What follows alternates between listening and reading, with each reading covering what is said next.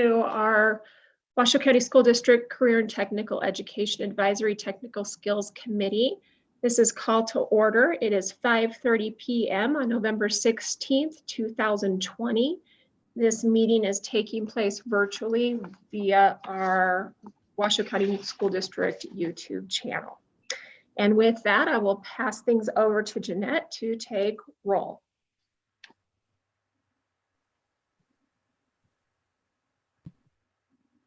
Jay Williams.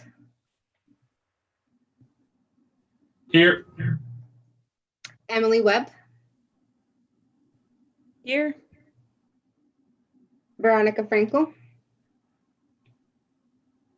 Not present. Brittany Brown. Not present. Jay Rathman. Present. Angie Hernandez. Here. Matt McKay. Here. David Shintani. Here. Denise Castle. Present. Tiffany McMaster.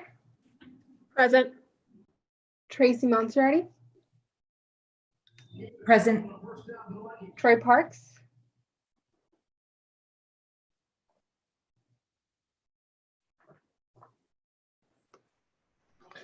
I'm here. I was gonna say, I thought I saw your name come Hi, in. everybody. And Brooke Barham.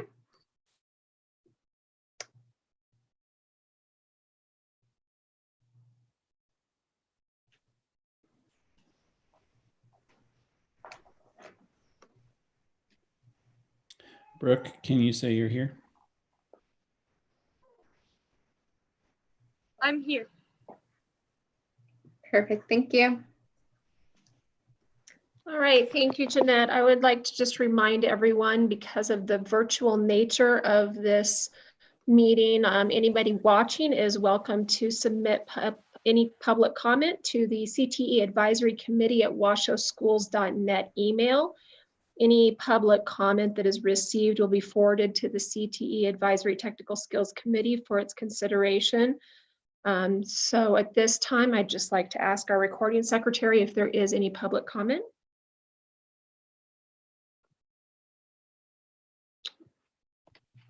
No public comment at the moment. Okay. Great, thank you. Then moving on to action or item 1.04, action to adopt the agenda. First of all, I hope everyone's had a chance to review the agenda. Is there any discussion on the adoption of that agenda or any public comment related to that?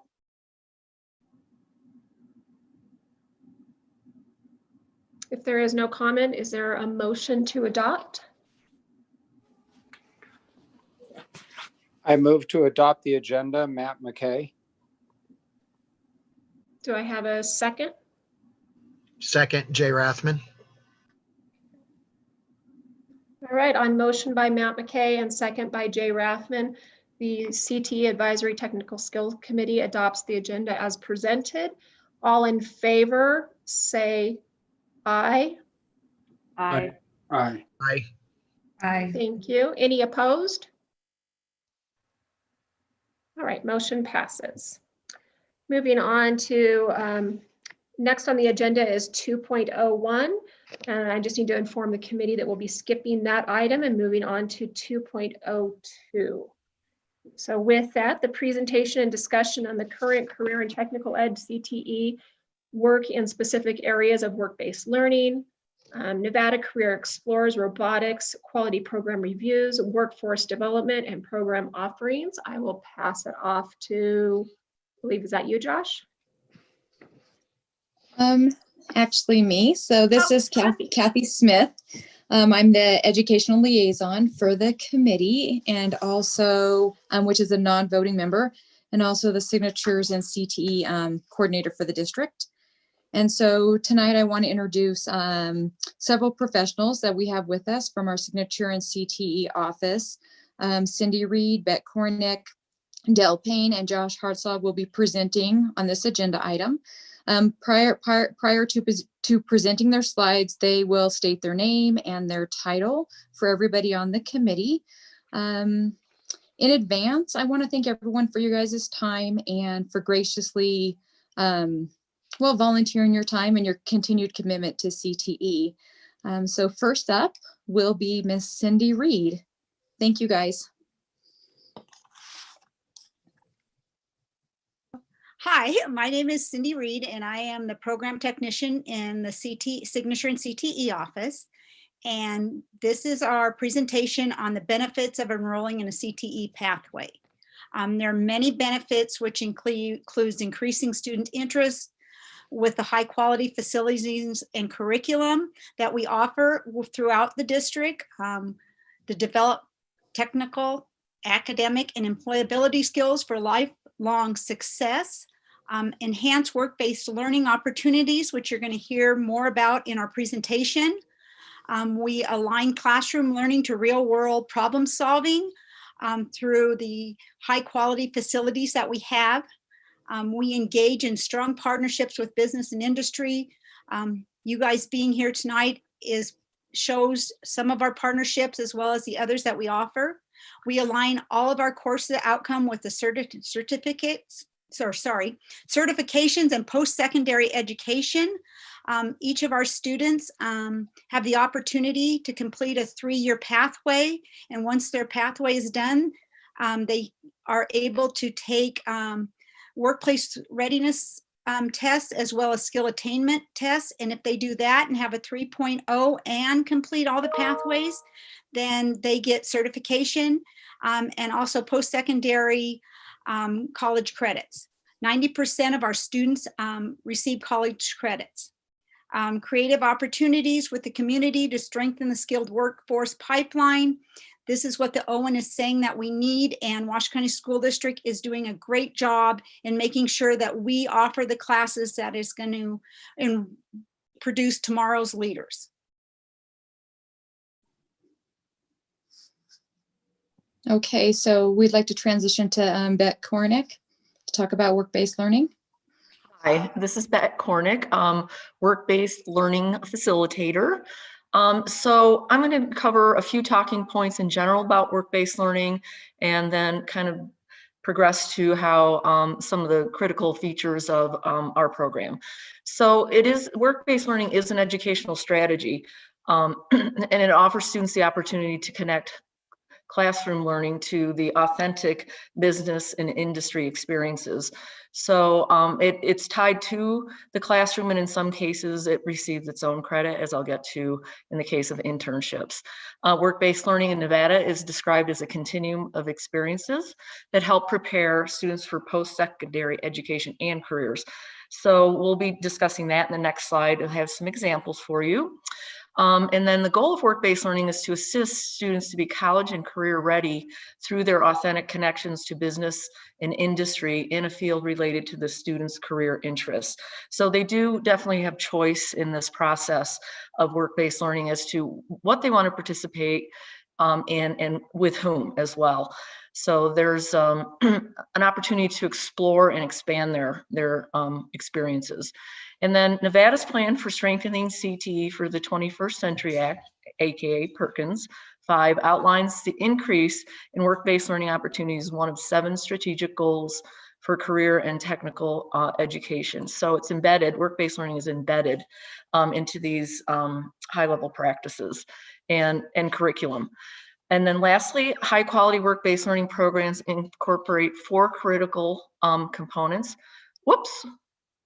Academic alignment, employer engagement, so having those students interact with our employers and industries, preparation or pursuit of industry recognized credentials, very important piece of them coming out with something marketable, and then connection to employment. So that's kind of the broad picture. So the State Department of Education has really put a lot of time into work-based learning in the last few years, and they have shared this with us, and we use this in work-based learning to help people understand that it is a continuum. And as you can see, the career exploration piece is for our younger students, grades 4 through 9, And we are even discussing embedding some of these activities at an earlier age. So there's career fairs, as you can see, guest speakers from industry and industry tours. And we've even gotten clever. We now have some virtual industry tours we're pretty proud of. So we are continuing, even in this crazy time, to try to provide those experiences. And then as we progress to the career preparation, so in career exploration, we're really trying to get the students just to look at a huge variety of things.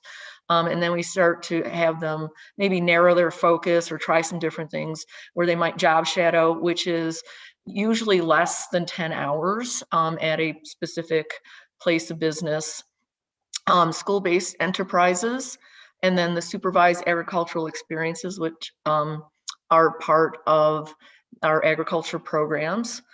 And then as we progress up through junior and senior year, we are looking at really career training, like actually building skills and knowledge in an area of interest for the student.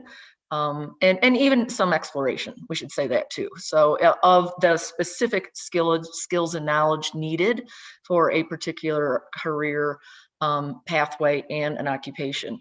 So apprenticeship ready programs are on the horizon. Clinical experiences, so our health programs have literally, like, they're in that clinical experience in their classes. CTE work experience, where the students actually would get paid. And then internships, which we'll hear a bit more about.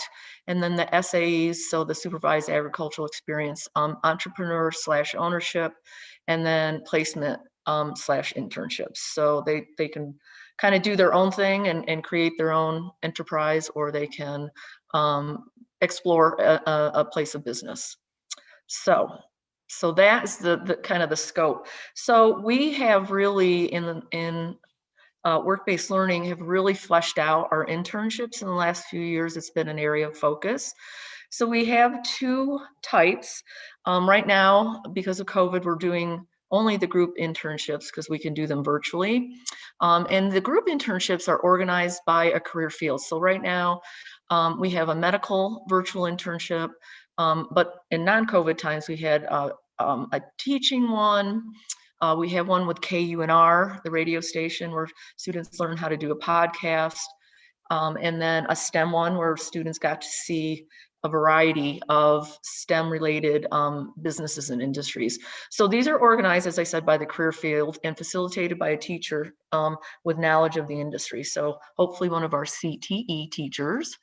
There is a focus on understanding the range of career opportunities available in the field to gain an understanding of specific pathways within the field. So again, the virtual one, they view 15 different areas of renown.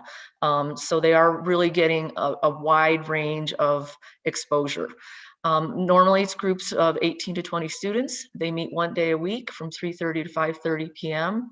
And during that time, they're exposed to guest speak.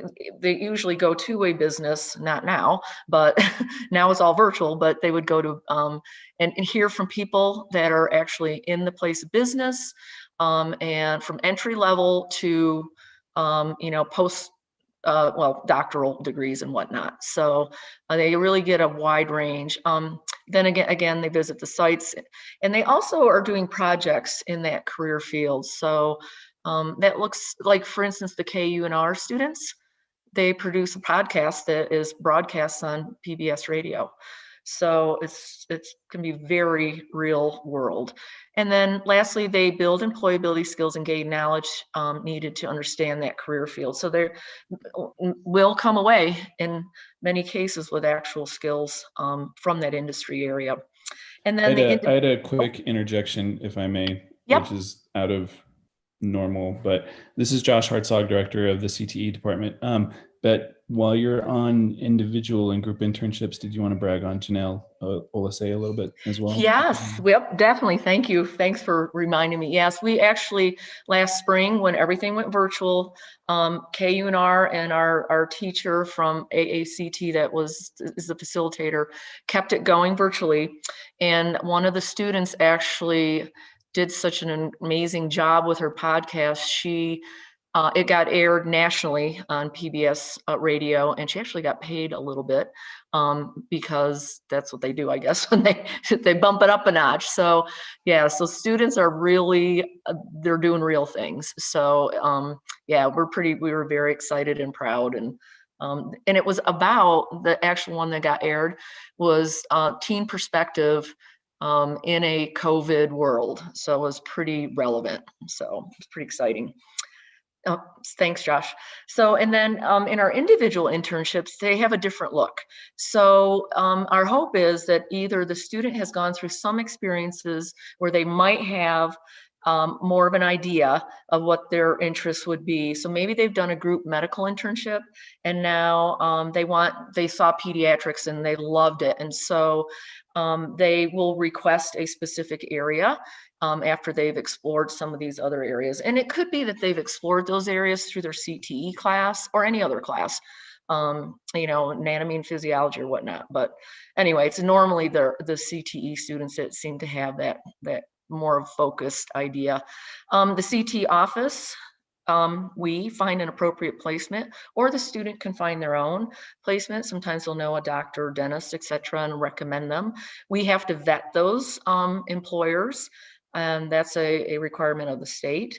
So we make sure that it's they have all the pieces in place that the state says they do.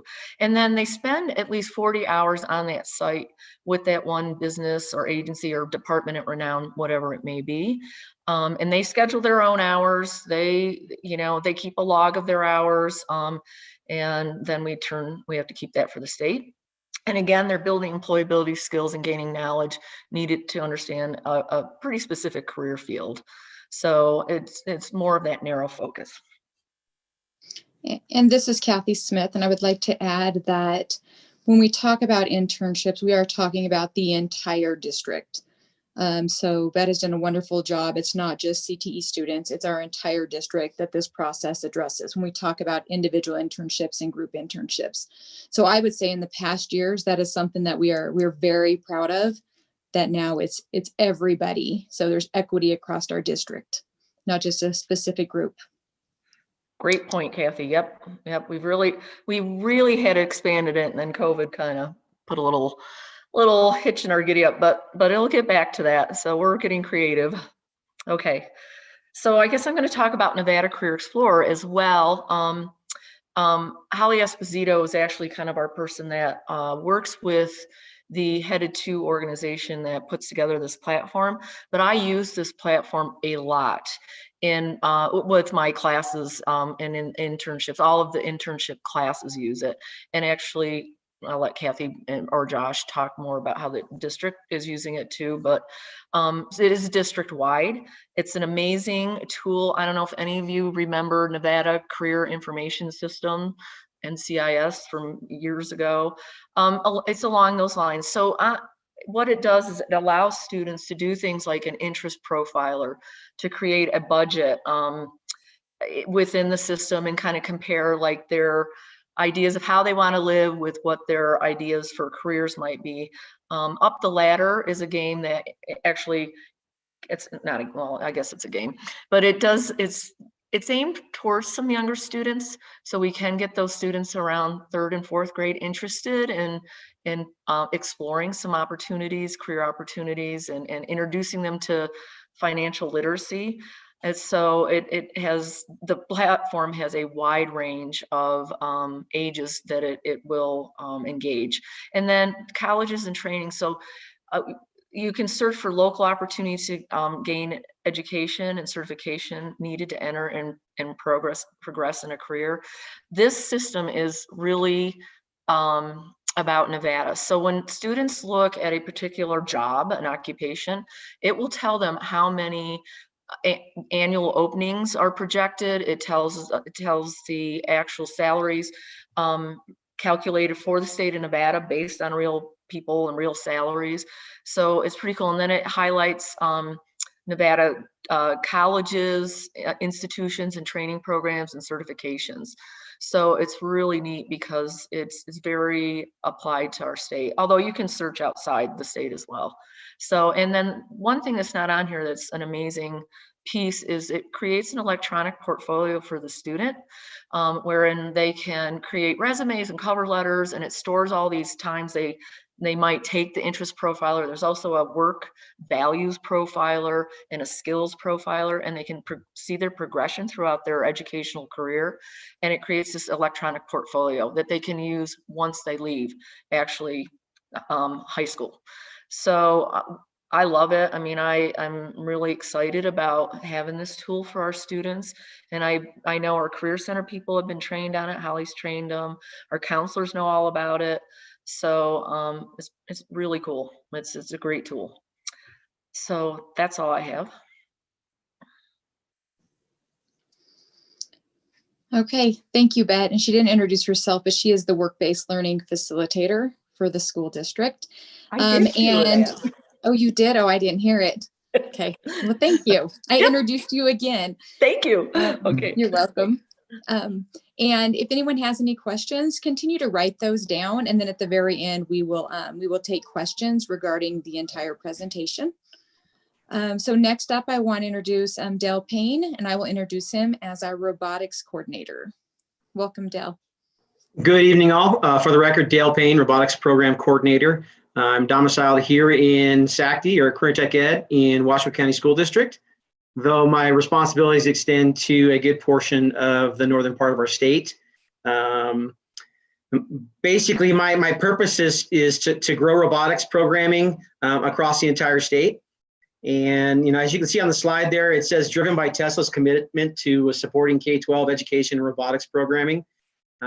Prior to 2016, 2017, robotics was pretty limited, and it was very limited in the northern part of the state.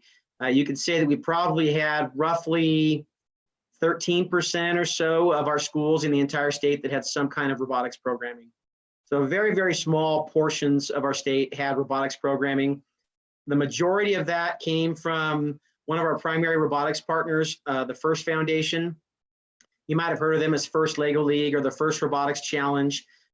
They were the leaders in the robotics environment, and VEX, which was actually born out of First Robotics, is now being driven by the Robotics Education and Competition Foundation. When Tesla came into Nevada, one of their, the driving forces in promoting our education in the state was to promote robotics. And so early in 16, 17, they signed on FIRST and REC as partners in this initiative. And we went from roughly 13 to 15% of our schools that had robotics programming right there in that first year that they came on board.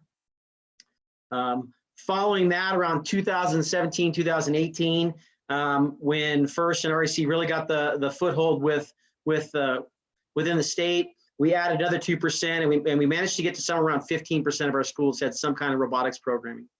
And if you look at both of these platforms, they exist primarily as a after-school program or a club program, and most of the stuff they do happens on the weekends. Though in the last 3 years, we've transitioned to including both platforms within school electives as well, particularly in the middle schools. By 17, 18, Tesla pushed a little harder, and they added robotics coordinators in Clark County and in Washoe County. And from that year, we grew, right away into the 15% range. But at the same time, and you can check to the next slide, we also added funding through Tesla for one of our major partners at DRI. And they became our primary training facilitator.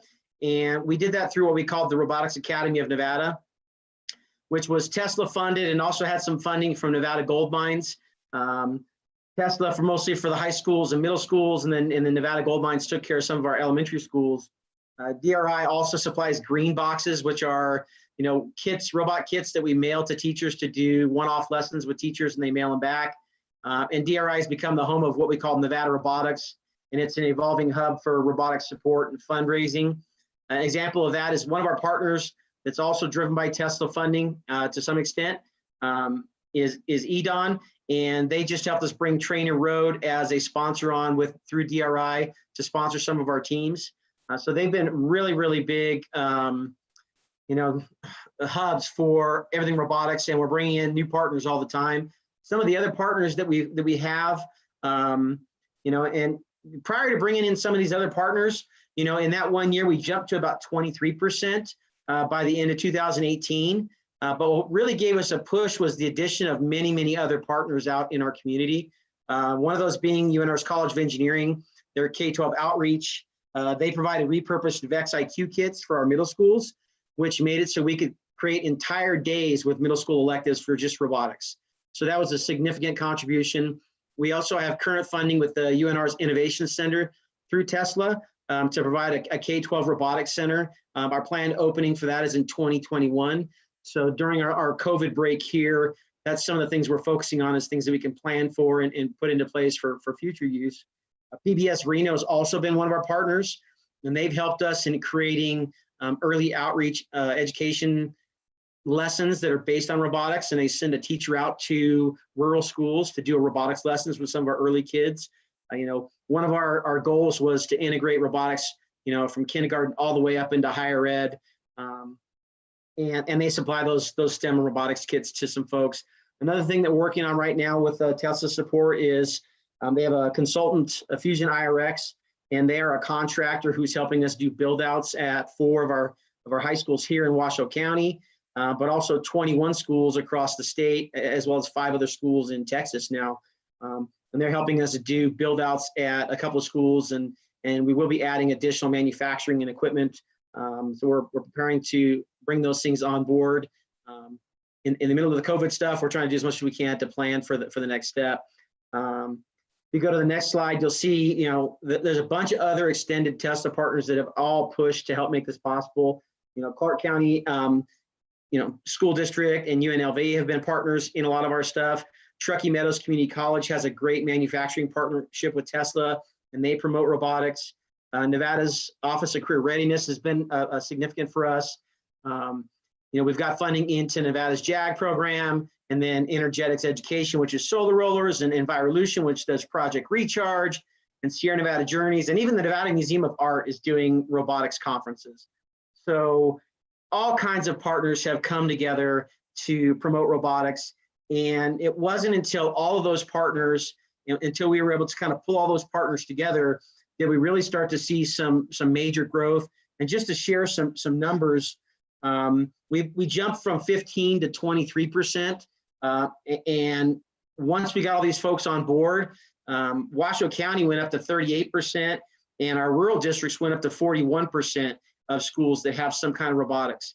So just to give you an idea of the power that Tesla put into all of these groups, and by allowing us to bring them all together, our elementary schools in Washoe County, our participation grew at 271% over the last 3 years.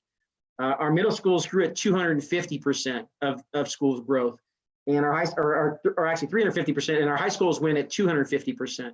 So, when we talk about robotics and what's happened in robotics in the last 3 years, we really have seen an explosion of growth, and it's been a result of Tesla saying this is the direction we need to go into, all of our community partners jumping on board and supporting us with that.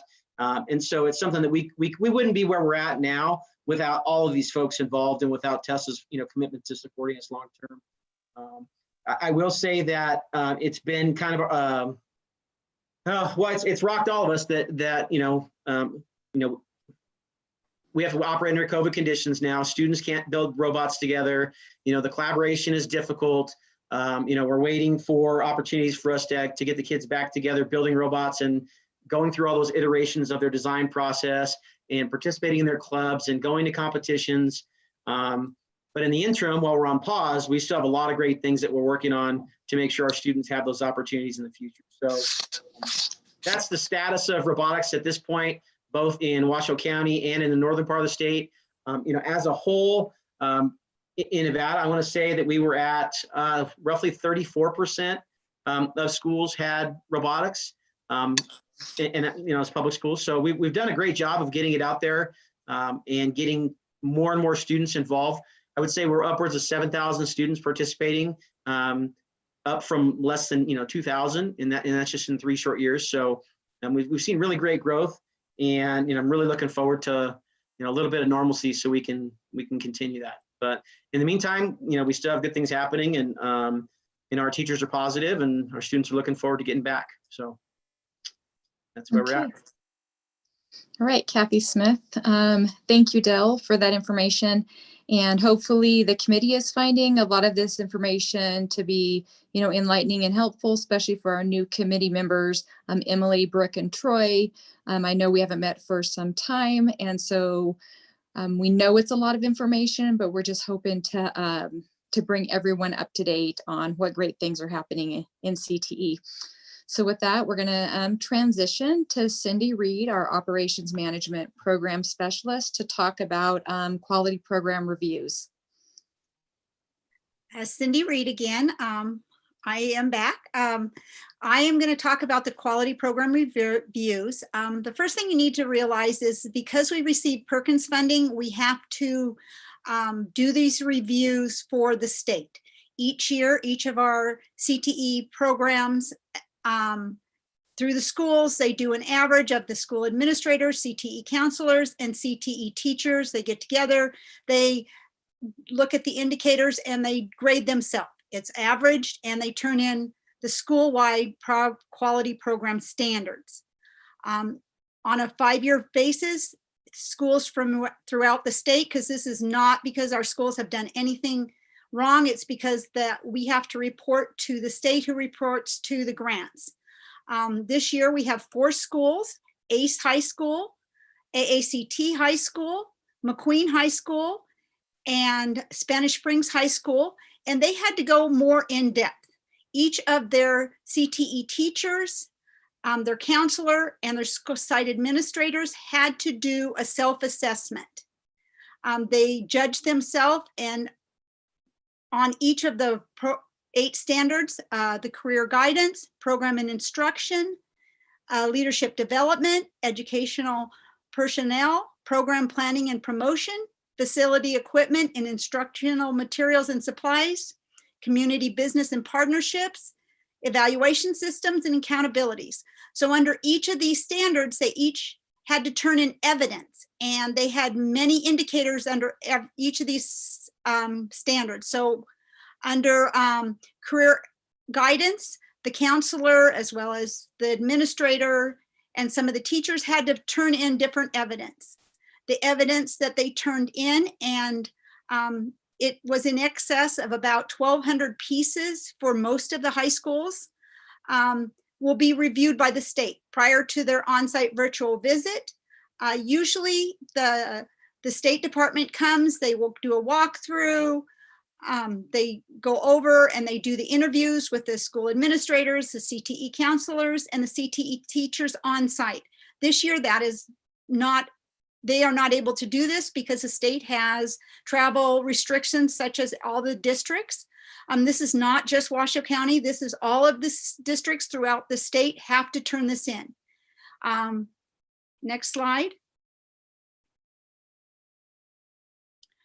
Once they do the on-site visit, and it will be a walkthrough. So they will walk through and with the administrator, and they will look at each of the classrooms where we have CTE programs. They will talk with each of the teachers and counselors, and this is a one-on-one, so they don't want anyone to be of any influence. This is totally, they're asking questions from the state to each of these different entities. Once this is done and the on-site visit is complete, the state will go back, they will review the evidence, they will review the question and answering system, and within 45 days, they will have a report that they will turn back to the schools. In this report, there will be 2 types of plans, unless the school is perfect, and there has never been a perfect school in our state. So, it's not a gotcha, it's just to improve how we are spending our Perkins funding. The continuous improvement plan identifies categories where they need improvement, and this is something they get to work on. So say that they do not have enough of their programs in CTSOs, which is career and technical student organizations, then they have to say, this year I plan on adding 10% more. and they have to have a goal, and they have to meet that goal. And every year they review that goal for the 5 years until their next on-site visit. Then there's also a corrective action plan. This is a little more, right now it needs to be corrected. So if there was something that the state deems is not kosher at all, we are keeping kids out of programs. We are not, there's a risk because we're using equipment that doesn't have shields on, which I can tell you, we do not have any of that. So I'm just giving you examples of what would need a corrective action plan, and it needs to be done immediately. The final step after this is done, they'll turn it back to the administrator. The administrators and the teachers, they all say, this is what we're going to do these 2 things, and they turn it back over to the state. Then there's 2 recognition programs. These are scored independently, and there's 2 levels of recognition. There's a program of excellence, a program of distinction, or there's a CTE School of Excellence. And so based on the 8 standards, they pick 6 triggers that you have to meet standards or exceed standards in each of these triggers. The triggers are program accessibility, which means that we are not keeping any student out for any reason. The program course sequence, meaning, as I stated before, there's a level 1, there's a level 2, and there's a level 3, and we're following that sequence. The CTE course curriculum, we are meeting the standards that the state sets. Each of the CTE programs throughout the state, whether you're in a signature program or just in a CTE program, has standards. These standards have been written by business and industry, teachers, administrators throughout the state, and everyone has to follow those standards. The CTSO chapter establishment, this is really big. They want to make sure that each of the schools have a career and technical student organization integrated into them. CTSOs are an integral part of the CTE programs. They want to make sure there's no safety issues, and they want to make sure that we are having our students take the workplace readiness skill assessment participation rate. So we want to make sure that we meet or exceed the rate that the state has said, and the rate last year was 90%. Next slide. Just to interrupt you really quickly, Cindy, Josh Hartzog here. If you were curious as to which programs were awarded these awards last year, you can actually hop on our website at washoschools.net/SACD, and there's a page where we're starting to memorialize, if that's the correct term, our programs that are getting these awards and honors from the state. And the next slide will show you who got those awards last year. Perfect. There you go. So if you meet each of these triggers, meet standards are highly effective, and you rank between 150 and have all 6 triggers met, then you're awarded a program of excellence. If you are 180 points, you meet all 6 triggers, and then you're awarded a program of distinction. The CTE School of Excellence means that every CTE program has earned one of the individual program recognitions. I can tell you there have not been any in our state, but last year, the program of excellence, there were 20 of those, and Damani Ranch, Food and Nutrition, and Reno High's Graphic Design both received the program of excellence. Out of the 16 program distinction awards that were offered, Damani Ranch's Computer Science and Reed High School, they rocked it last year. The Automotive Technology, the Biomed, Energy Technology, Food and Nutrition, Human Development and Metalworking all received programs of distinction. They all received awards. Reed High School, each of their programs is a member of a CTSO, so they really went above and beyond. So of the 16 programs of distinction, Washoe County received 7 last year. So I am extremely proud of our schools and the staff at all of the schools to help us receive these awards.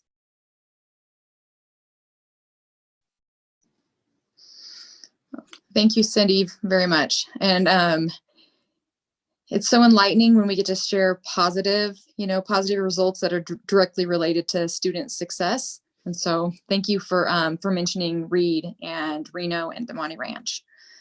Okay, we are going to move on. Introduce Josh Hartzog. You guys know him, Signature and CTE Director. He's going to talk about workforce development. And then there's a couple slides on program offerings, not going over those in detail. We'll have those for reference purposes. And, of course, when we send the PowerPoint out to everybody. But there's a lot of wording on those slides. So thank you, Josh. Thanks, Kathy. Thanks, everybody, for being here. It's good to see some of you. And just to reiterate, as Kathy was saying, if a lot of this information is kind of old hat for you, this is especially for the benefit of our newer committee members, as well as just a refresh since our group hasn't been together for over a year at this point. So, or about a year. So again, it's good to see you all. I'm glad we can be together again. So even if it's on here. So I just want to take a moment to kind of walk you through a few developments that we've been working on with workforce development. I'm not going to go through each one of these in great detail, but just some initiatives that we're working on. We're currently in the process of piloting a blockchain technologies course, which is an advanced complementary course to computer science at Damani Ranch High School in collaboration with Blockchains Incorporated, the actual company, and that's running over there. It's running fairly smoothly at this point in partnership with TMCC. As Bet was alluding to, the Nevada Career Explorer is a great resource that we're looking to further leverage throughout the district. And part of using that tool is within our department. We've been working closely with the counseling department to put together basically kind of a roadmap for our families. So the premise is that if you are a parent or a guardian, or you're a student starting out in 6th grade, and you're asking the question of what are some steps that I could take to starting to plan my career path, both while I'm still in school and after school, our department has basically been working on a roadmap with some ideas for how you can use Nevada Career Explorer at various stages and at various grades starting in grade 6. So it's really meant to be kind of a tool and a resource for our families. That being said, we're still working on retooling it, but that's something that we're working on that we feel jives fairly well with workforce development. Our big seminal events such as Construction Career Day and Career Expo are obviously on hold this year, given COVID conditions, and we're hoping that we can take those up again as soon as possible once conditions improve. Something that I would especially like to draw the committee's attention to is something that we've been running called Industry Fridays. We currently have a couple of really talented, hardworking facilitators in our department. We have Julie Henderson, who is a facilitator with our department over career exploration and middle school transitions. And then we have Noelle Castorena, who is our facilitator over student marketing, student recruitment and marketing for our CTE programs. And the two of them, along with me and the rest of our work-based learning team, has been putting together this program wherein we try to engage a business or an industry from around the community every Friday. And we've been doing that virtually. So the last several weeks, we've been especially working with the building trades community to beam in representatives via Zoom with some of our construction programs, as well as our metalworking programs. And long story short, we're hoping to continually expand this and build ways that our business and industry community can connect directly with our students via Zoom. So if you're interested in kind of some summaries of those discussions that have been going on, and especially the informational resources that we've been able to pull from those talks, you can go to washoschools.net/career talks. And it's a work in progress. We're still kind of working on the organization of it, but it'll give you a really good idea of where we're going with that. Still working on finding ways to more further integrate the amazing internship programs that we have. It's a shame Brittany Brown's not here from Renown, because a huge shout out to the work that Renown has been doing. And a thank you to Renown and Bet, the work that they've been doing in migrating that internship basically to being an online format for our students. It's been amazing. And we're still looking for ways to further integrate the variety of internship opportunities that we have directly with our CTE programs. And then there's several other initiatives that we're working on with Tesla in terms of a manufacturing workforce development initiative. That's what MWI stands for, in conjunction with TMCC, continuing to work on a Microsoft engagement program with that corporation, as well as a pre-apprenticeship program with Renown, which has been on hold given COVID. And then something that I'm going to introduce more fully to the group, to this committee, maybe at next meeting, if not absolutely by the end of the year, something called simulated workplaces. We're running a pilot program at Galena in semester 2. It's really, really exciting when we talk about providing students with access to more authentic business and industry type environments in the context of a CTE program. And I'll leave it at that, but that's basically in development. And then we're also looking to implement a stakeholder survey, both of our CTE students as well as local business and industry partners, just to kind of gather some more data around workforce development and where our kids are ultimately looking to go to once they graduate from high school. And then we also are engaging in regular check-ins with EDON, as well as the Reno Orthopedic Clinic when it comes to sports medicine. In particular, me and Kathy have been working with that work group as well. So that's a lot, but I'm going to draw your attention to just kind of take a moment to kind of discuss. I'd love to get your feedback on here. So when we talk about moving forward with workforce development and continually looking to build the initiatives and the practices that we employ out of our department, I would like to open up the floor for a little bit of discussion. If you all could just, for those of us who have careers, Brooke excluded, but for those of us who have had careers for any number of years, I'd like you to think back on what brought you into your current career or your, I'm sure probably people have had a variety of different jobs and careers throughout their lives, but think back to what events or people have shaped you the most in terms of making decisions about your career paths. And I'll open the floor right now to anybody who wants to chime in.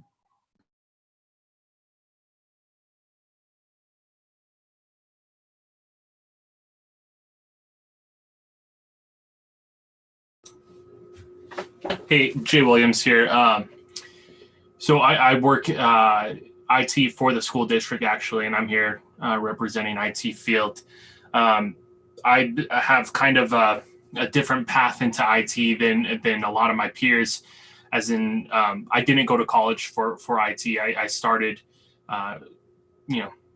without that formal education and started pretty low level IT and worked my way up. And where I'm at now was not where I thought I would be when I first started doing IT. I thought I was going to be into networking and switches and routers and all those kinds of things.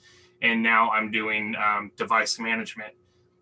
So for me, it was really, I had to get in where I would fit in if I wanted to continue to pursue this career, starting somewhere, but keeping an open mind and still staying in the field that I chose. It ended up working out really well.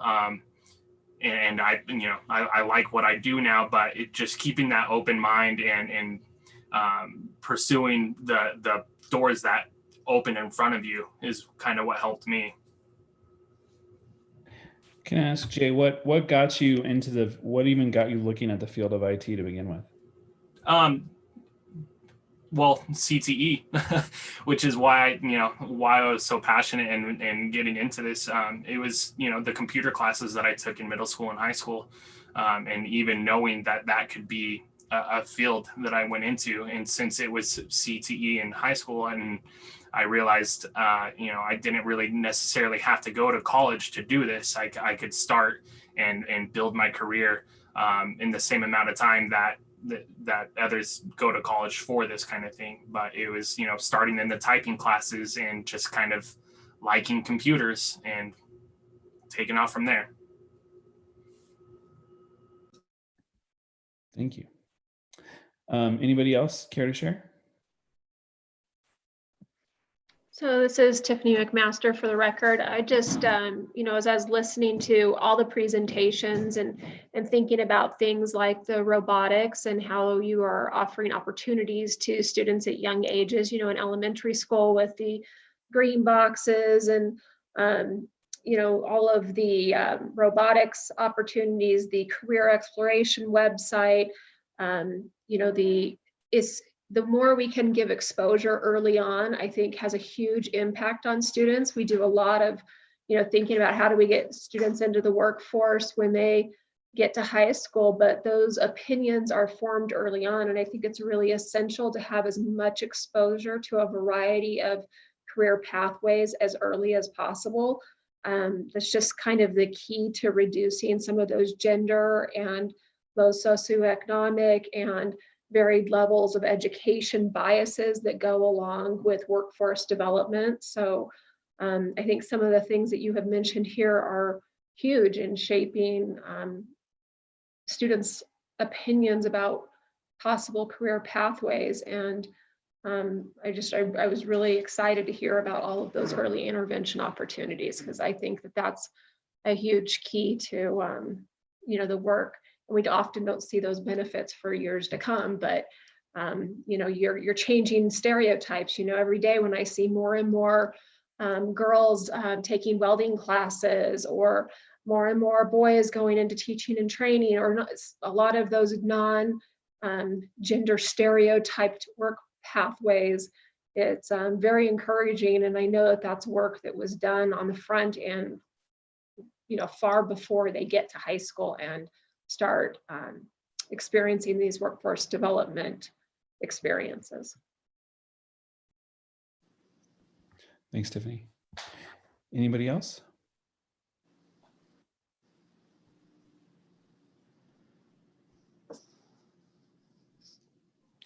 Okay, I'm engaging my teacher wait time there. So thanks you two for sharing. We appreciate it. So all of this is to say that at this point, as Tiffany was referencing, we're continuously trying to build upon the information infrastructure or the level of exposure that we can provide to our students with various events, and especially with our Industry Fridays. As a department, we've talked especially about the importance of representation and giving our students opportunities to hear from people in business and industry and in career paths who might look like them or come from backgrounds that are similar to them culturally, especially just really getting to that idea of, if students can get an idea of someone who represents them, the idea that is that hopefully that can kind of expand their horizon of what's possible for themselves. That being said, in addition to providing students with information, we're also as a department trying to really think about what are ways that we can provide our students with sustained mentorship relationships with people from business and industry. And the idea that it's not just someone providing you with information, someone providing you with a presentation, but how can we provide a regular way for our students to ask questions of people in business and industry? How can we provide a way for students to know the name of someone in business and industry if they don't currently know? And how can they, again, have that kind of sustained interaction, and that how can we get to that guidance and that mentorship piece and that counseling piece on the part of business and industry especially. So that's something that we're kind of asking as we continually build out our efforts around workforce development. And if anybody has any ideas how we can especially make that scalable and sustainable, there are systems that we found across the nation.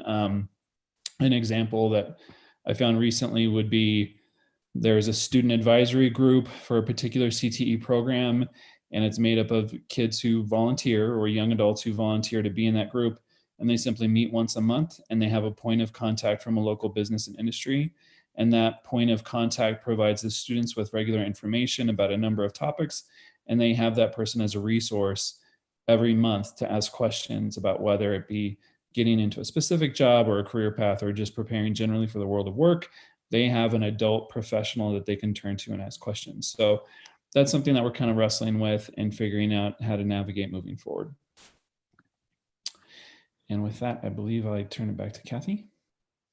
Well, and Brooke, I wanted to say that that's why you're on this committee as well, right? Is to have that student voice piece. So really start thinking about, you know, that mentorship piece and how that would be beneficial to, you know, to students as well. All right, so the next slides we are not going to go over in detail. I want you to know that you guys you'll be able to peruse both of these slides when you get the PowerPoint as the committee. And so these are just all of our program offerings that we offer throughout the school district for CTE, and broken up by high schools. So for next, I'm going to transition to back to Cindy Reed again. Josh, thank you so much for the great information that you provided. All right, Cindy, back to you for CTE events, and then these are the last few slides. Sorry for this agenda item. So CTSOs are an integral part of career and technical education. So they're career and technical student organizations, and each of the CTE programs has one that they align with or multiple ones. In Washoe County, we offer FBLA, FCCLA, FFA, HOSA, and Skills USA. Those are the 5 that we offer. Some of you might remember them with different names, but they are basically all the same. All of them offer fall leadership events, state events, and national events. If we could go back one slide. As you see, FBLA, FCCLA, and HOSA had their virtual fall leadership event where the student learn leadership skills to help them run meetings, to help them with running their student organizations. So the leadership event is to train them how to go back. So it takes your officers from your school and trains them to go back and help the other students in the different CTSOs. Every one of them has a state event. As you see, it says States Conference for FBLA will be in Las Vegas, and it says TBA. As we all know, with COVID, we have no idea what it's going to be like. I would say that they will probably all be virtual, but the state conference will be either virtual or in Las Vegas in April.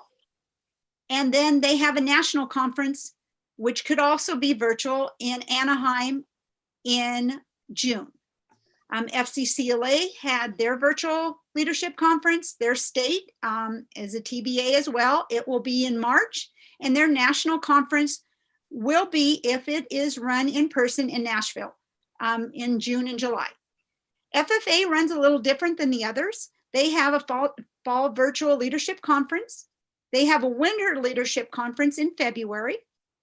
They have a state conference, and FFAs is always up at the university during the month of March, if it is in person. If not, it will be virtual. Their national conference, they just finished their winners that were in March of 2020. They had a virtual conference that was run the end of October of this year. And their national conferences will be in Indianapolis next year. So anyone that wins in March will have October of next year to compete at nationals. And hopefully, we are all hoping that that one will at least be an in-person event. The next slide has HOSA. That is our student organization for health science. They had a fall leadership. Their state conference is in March, and their national conference will be in Orlando if it runs in person. Skills USA, our fall leadership conference was last Friday, the 13th. We have over 70 students that attended that conference. The state conference is another one that runs in April, and the national conference, if run and not a virtual conference, will be in June. All 5 of these organizations fit into one or more of our CTE programs. Next slide. Now, all the CTSOs need your help with conducting their state conference, whether it's in person or virtual. I know that some of you that sit on the board are some judges for some of our competitions. But if you'd like to help or you like any further information, please email me. It's Cindy with an S, so it's sreed@washoeschools.net, and I'll be glad to help you if you think you'd like to help, or if you just want more information on what the CTSOs are, then I'll be glad to help you with that. So thank you very much. All right, I want to thank everybody who presented for this agenda item, and then open it up for any questions or comments regarding WorkBased Learning, Internships, Nevada Career Explorer, Robotics. We talked about program quality program reviews, workforce development, and CTSO events. So I'm going to open it up. Any comments or questions? And then I'll turn it over to Tiffany. Thank you so much, Kathy, and everyone in the CTE department for all of this information. It was a lot. So if anybody has any questions or anything, just start jotting some things down. And if you want to share, please make sure you just say your name for the record. So I just have a few comments and questions along the way. So looking at my notes, first of all, I just want to thank you for all of your support and flexibility during COVID. There was many times throughout this presentation that you talked about how you've had to make adjustments and modify things. And so I appreciate that flexibility. And, you know, we actually did have some big successes as a result, like the story you shared about Janelle with KUNR and her internship and how she ended up actually doing a national broadcast and speaking about COVID through a student's voice. So appreciate all of those creative ideas. The one question I had was when you were talking about workforce development opportunities, I was thinking, you know, if anyone from the community is watching this and it sparked any ideas, what do people need to do if they want to partner with Washoe County School District and start having some type of internship or workforce development opportunities? Hi, well, thank you very much for the kind words. And so generally what we've had more people reach out to us this year than like any other time, which is really great. So they could, This is Beth. Oh, I'm for the sorry. record. Yeah, Beth Koernick, sorry for the record. Oops, I'm very bad at that. They could, thanks, Josh. So they could email the SACD email website, or you can pass out my email information to them. It's actually Koernick. And I will respond to them, you know, very quickly and let them know kind of where we're at and what the next steps might be. So at this point, I'm kind of the point of contact, I think. And we're developing a database and we are putting together more processes, which actually we hope to link. So I don't know if this is a time to talk about that, but with Nevada Career Explorer, eventually they will be able to just put their information into the platform and indicate what type of relationship they'd like. And then we'll see it and parents and students can see it. So it's pretty cool. So Tiffany, what I wanted to inform the committee is we have a work-based learning internal committee as well, or a task force that we meet once a week to make sure that we continue to move forward during these times. And we are working, as Beth said, on a business and industry hub that will be incorporated or embedded in the Nevada Career Explorer. So there's a lot of great work that is going on to have a kind of a one-stop shop for business and industry, internships, students, parents, everyone. So that's some of the great work that has been going on. And, you know, I'm really kind of grateful in a way, you know, not grateful for COVID, but grateful in a way that it has pushed us to become more virtual and have meetings even through Zoom, because we have noticed that business and industry are right there, are opening their doors to us and saying, what can we do and how can we get into the classrooms to be with the students? And so really, there hasn't been a back off from our community wanting to be part of our school district at all with CTE. And so that's something that I'm very grateful for. We know we have an amazing community. We know we have amazing partners, you know, in this region and helping us to build that workforce pipeline. But it was just, it came right to the top, you know, when we were all in such a need. And so again, you know, just grateful for everyone on this committee too, that has continued to help us in that area. So that's it. Kathy Smith. Back to Tiffany McMaster. I just also had a couple of other notes I wanted to share. Big congratulations to Reno High, Reed High School, and Damani Ranch for those awards. That's a lot of work. I know exactly how much work they're putting into all of that. So just a shout out to them. I also wanted to just say how much I appreciate the fact that you're taking opportunities with the workforce development to get stakeholder input and try to give students a voice by doing these surveys and asking the stakeholders in the workforce for their input as well.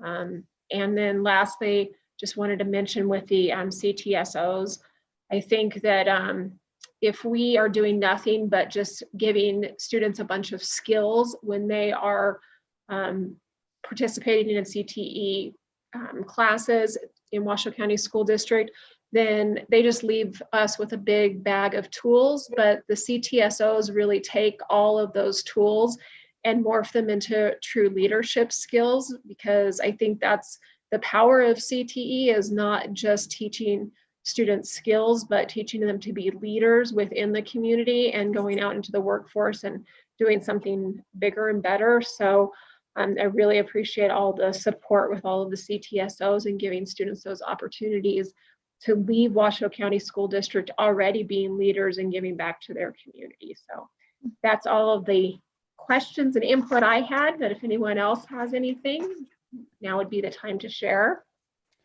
I have one thing, just in case we're moving on. Josh Hartzog here for the record. I would be absolutely remiss when I talk about mentorship relationships and CTE programs if I did not mention our committee member Jay Rothman here, which is to say that some of our CTE programs already have mentors in place, and Jay Rothman would be a prime example of a mentor attached to the culinary program at AACT, and the countless hours of time that he has invested in mentoring the students at AACT as we look to move forward. So first of all, thank you, Jay, explicitly, publicly.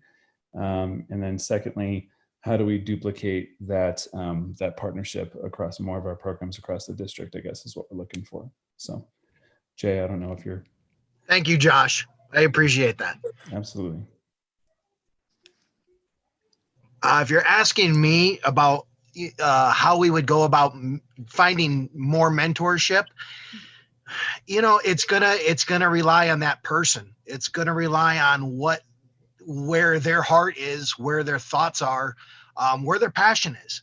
I mean, even though I'm in the culinary aspect of it, and I do deal with, not only AACT, but McQueen, Reed, TMCC, I mentor wherever I can go, also just wherever I'm wanted, even if it's just something small.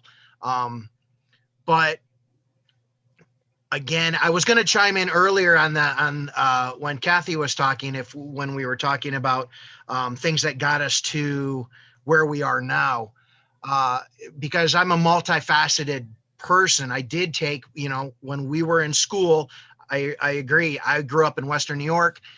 It was vocational. I know we don't use that word anymore, but with the CTE programs, it's basically the new vocational I look at.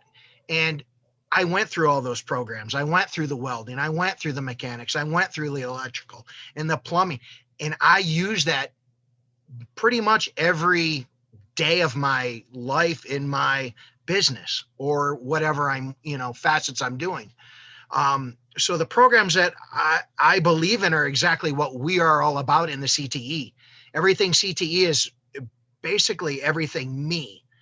And I try to portray that through the students, even in the mentoring with the school, working with AACT, in the culinary, because there is more to what we do in the culinary than just the food aspect. But it's finding the person that really wants to make a difference, not only in their own life, but help form the younger generation into understanding what we are about. I was fortunate. I have 3 graduates actually working for me this year right now that graduated last year from the AACT program that were excited to come work. They were looking for jobs and I was looking for people to, fill the positions. And just to say I'm overwhelmed with what they're able to do is an understatement. Fantastic kids, fantastic young adults. And, it made a huge point in my eyes when I was able to look at them and notice everything, all the work, all the effort, everything that Chef Fred Wright and myself were putting into them, pushing them, making them better. It paid off 200, 300, 400, 500 fold. It's amazing. But again, you have to find the right mentor or find the person that wants to take the time, take the effort, and put that time and effort into the students. And yeah, I guess that's the challenge I think that we face when we are looking for that person. It's not that they're not out there. We just have to find the right ones to help fill those voids. Absolutely. And I'll be happy for my part if we can find like a half a J or a quarter of a J, given all the amount of time and resources that you invest into our students. So, but thank you for that. Thank you for your service. And also definitely thank you for your comments here and your ideas.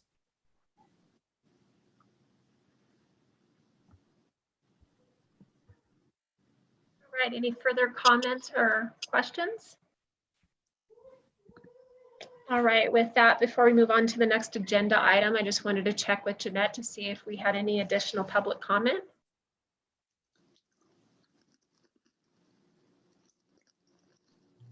No public comment. Great, thank you. All right, we'll move on to agenda item 2.03. This is the presentation and discussion on the design process and development of the new W. Smith Career and Technical Education Academy. Is that Kathy, Josh? Josh Hartzog here for the record again. So I'm not going to do this very important agenda item a fair amount of justice given the given the length of the hour, but I'm just going to walk us through. So the last time we met, we had been looking at labor market information and fast forwarding past COVID, past the spring, past the summer, and this is where we ultimately arrived with our new Career Technical Academy, which is planned to be constructed at what is currently the Hug High School campus off of Sutro and McCarran. So our design team ultimately arrived at 6 overall academies comprised of 10 CTE programs housed within those academies. I've presented on this to the board. If you've seen that presentation, a lot of this is exactly the same, but basically we'll be having the Natural Resources and Animal Sciences Academy. That will be a straight migration pretty much from AACT over to this new campus, where we'll have the benefit of having access to a larger land footprint, obviously, and also the ability to construct new greenhouse facilities, which AACT currently has to rely on the Glen Hare campus over by Reno High School at a rather aging facility over there. So that'll be a migration. We'll also be housing the Culinary and Nutrition Academy, attempting to leverage the culinary upgrades that have been made to that campus, keeping that in place. We'll also be migrating AACT's current engineering program over there, which will have a focus on manufacturing and robotics. And then we'll also be having a marketing academy, a medical professions academy, which will be split into 2 distinct CTE programs, nursing and biomedical, which will be the largest academy there. We'll also have a skilled trades academy split into 2 different programs, construction technology and welding. Welding is also a migration from AACT. And then we'll also be looking to leverage the pre-K facility, which is currently there, to host another teaching and training program focused on the primary level for a grand total of a capacity of 950 students across the district. The design process. So the design team began meeting in the fall of last year and continued to meet even throughout quarantine conditions virtually to develop ed specifications and determine programming for the school. The operating principles our design team worked from was we knew we needed to balance with the programs at AACT and relocate some of their programs as needed. We wanted to continue to leverage facility upgrades already in place at Hug so that we're not tearing down what's already been recently upgraded and invested in.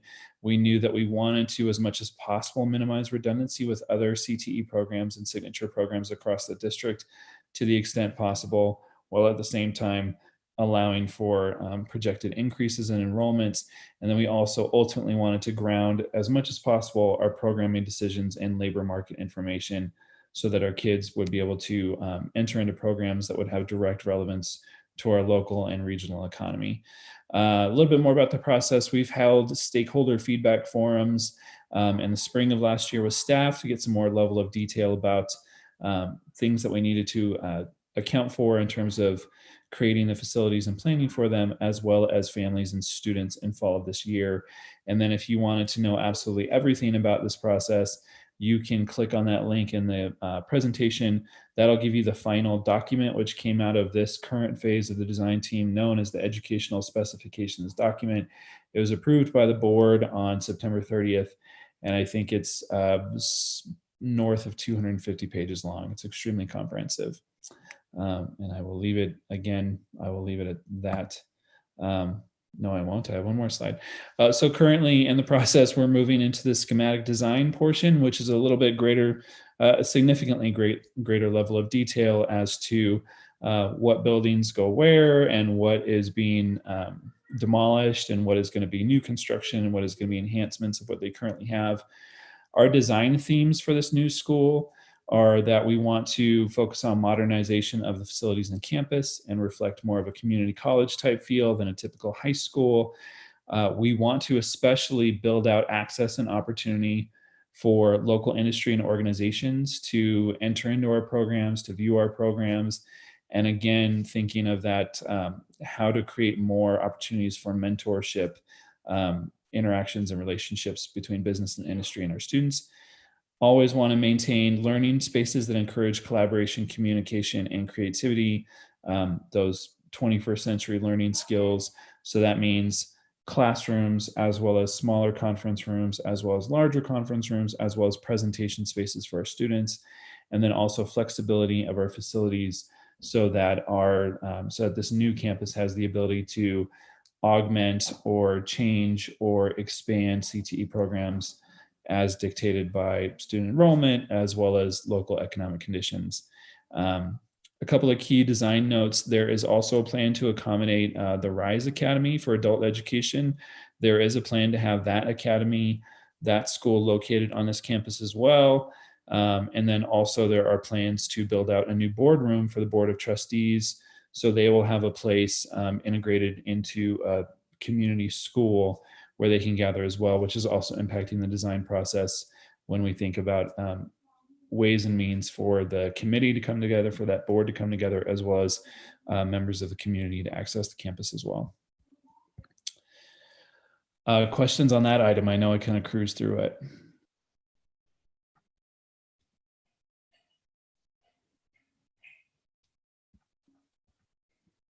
Okay, with that, I will advance to the next slide. All right, before we move on, thank you very much for that, Josh. I just want to make sure that we don't have any public comment or questions. Jeanette, do we have any additional public comment? And no, I just checked the email again and there's still nothing. Perfect, thank you.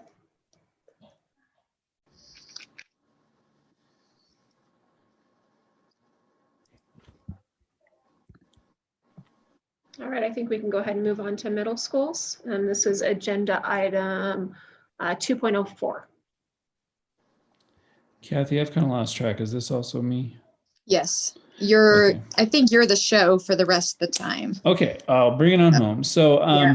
we've spoken about this as a committee before. This is just to give you another go around of all the things that we're looking to implement in terms of middle school engagement and recruitment. We'll talk more about this. We can talk more about this in our next go around, but this is basically just a reference material. And then with that, I'll prep to go to our last agenda item. Yep. So with that, I'll be presenting, or do I turn it over to you? Do I turn it back to you, Tiffany? I'm just going to interrupt you for one more minute and just ask Jeanette if we had any additional public comment. None. All right, perfect. Then we can go ahead and move on to agenda item. On your slide, it says 2.06, but I think it's 2.05 on mine. Anyway, it's the discussion on strengthening Nevada CTE program plan. Josh Hartzog here for the record. So this is actually pretty substantial that we want to make the committee aware of because it has the potential for some pretty significant curriculum impacts across our CTE programs. So we are at the point of the Nevada Department of Education's CTE department, also known as the Craleo department, presented our districts with a proposed plan earlier this year. I want to say back in August or September, to significantly revamp our CTE programs moving forward, which would take effect starting projected in school year 22-23. And to sum up the plan very succinctly, the idea is to convert the bulk of Nevada's 3-year CTE programs down to 2, which would mean that students who complete their programs after 2 years would have the option to either remain with their programs in advanced level courses or complementary courses, or work-based learning courses, or dual enrollment courses, or because they are 2-year programs and then students become completers, they have the option to either continue and deepen and extend their learning, or start a whole nother program possibly if they started as a freshman.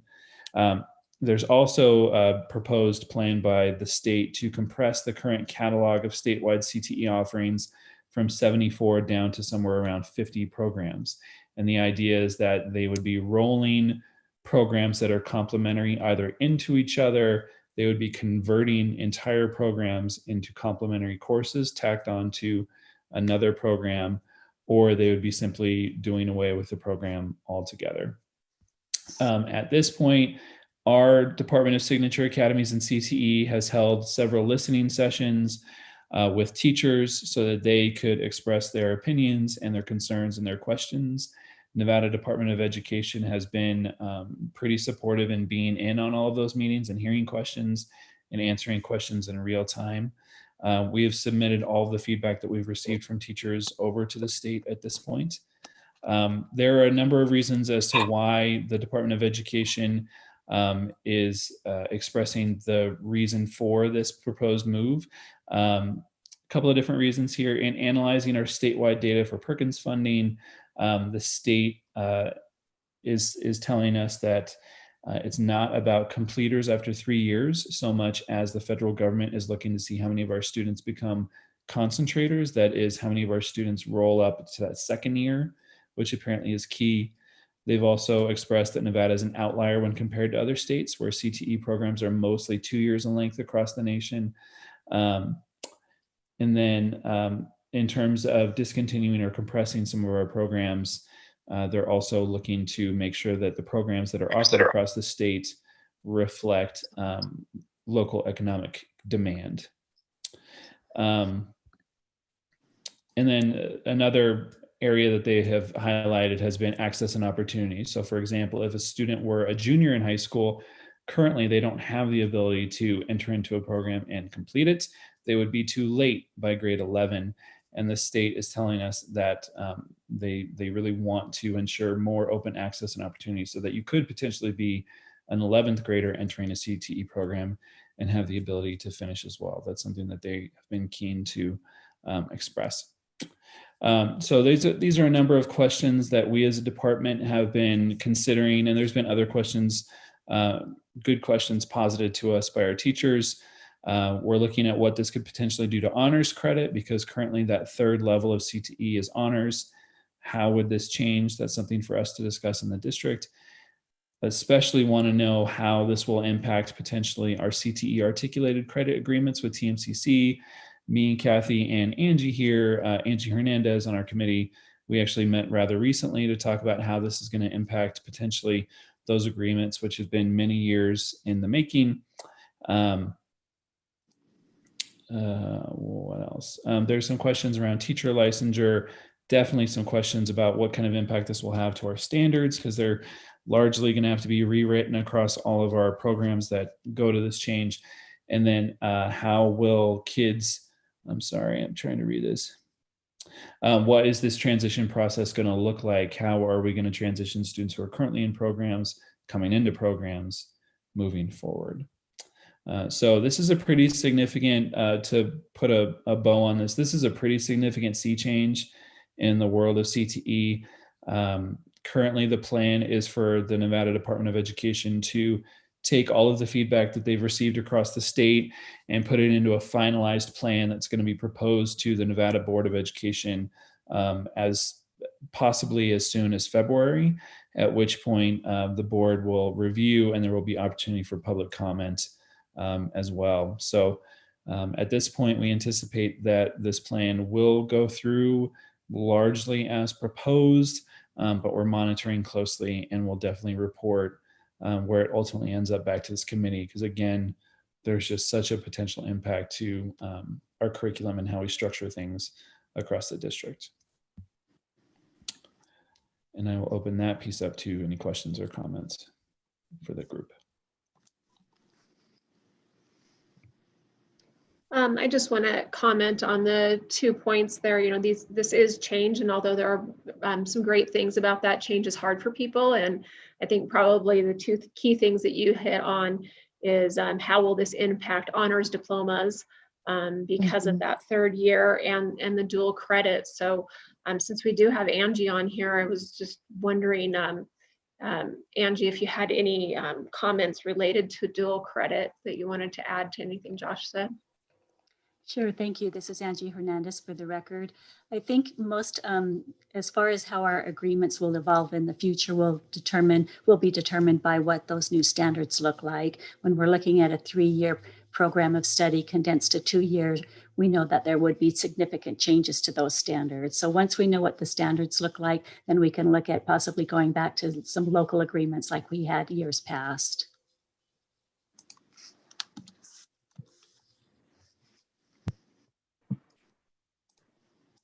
Perfect, thank you, Angie. And I know that we love working with TMCC and we appreciate all that you do to support our CTE. And obviously with any change, it just requires us to kind of, look at what we're currently doing and make some adjustments. So I appreciate that you're well aware of that and part of that conversation early on. Thank you.